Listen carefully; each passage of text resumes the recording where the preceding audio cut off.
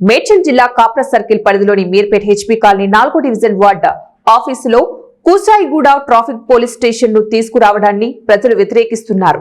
నిత్యం ward office కు వచ్చే ప్రజలు కార్పొరేటివ్ వద్దకు మరియు జీహెచ్ఎంసీ వివిధ శాఖల అధికారుల వద్దకు రావడానికి అనేక ఇబ్బందులు పడుతున్నారు. వార్డ్ ఆఫీస్ ఆవరణ గ్రౌండ్ ఫ్లోర్ లో ఆయుష్మాన్ భారత్ పల్లె దవాఖానా ఉండటం, పోలియో చుక్కలు, వ్యాక్సిన్స్ వేయించుకోవడానికి బాలింతలు వస్తూ ఉంటారు. ప్రజలు వివిధ జబ్బులకు డాక్టర్ వద్దకు వచ్చి చూయించుకొని మందులు తీసుకుని వెళ్తారు.